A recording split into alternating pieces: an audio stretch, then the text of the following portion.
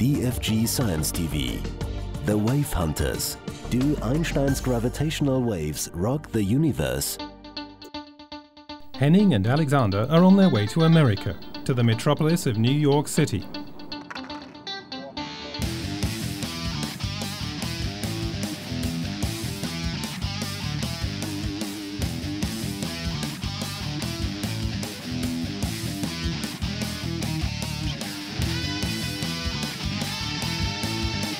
Together with their colleagues, the two are attending one of the most important conferences for gravitational physics. There, they'll be meeting many scientists from around the world. But first, they're taking a brief side trip to Boston.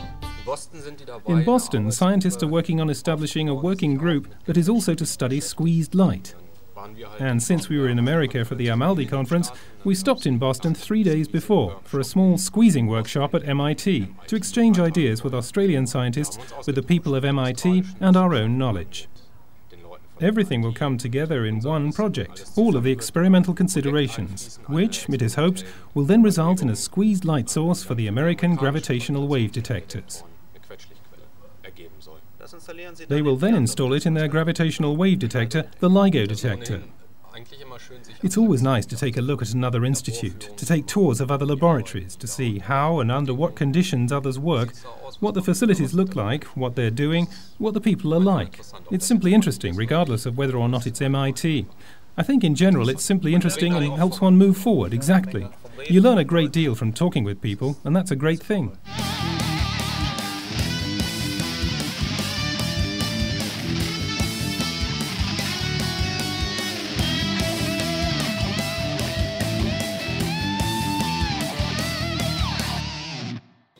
The Amaldi Conference is held every 2 years.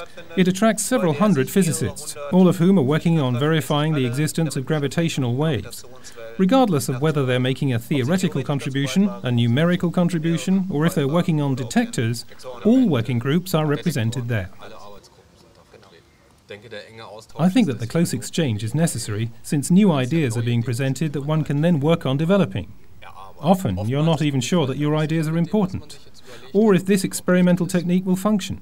That's why you present it, and then wait for questions or comments from other people who are hearing the idea for the first time, or who may have already been thinking about the same thing for a long time. It wouldn't be possible without this exchange.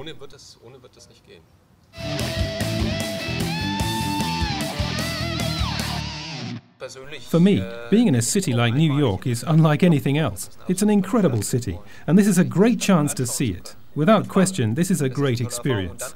And to be able to do it with other people you've met at this or even the last conference is really great. It also helps to advance an institute. It's of no help if we do great science here and nobody learns about it.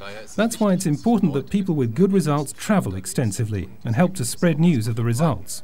In oral form, of course, results are also published in journals, but I think it's also important to present the information in a number of talks or at conferences with posters. These are also a great way to come into conversation with a large number of people. In some ways, even better than a presentation. Yes. That was one of the great things about the Amaldi.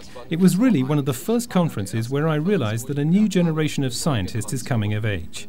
Young scientists who've had the opportunity to get to know each other and who can exchange ideas with each other at the conferences because they already know each other. And these include a lot of interesting and funny people. That's a good thing. You're my hero, man! You're my hero! Give me a hug. It was beautiful.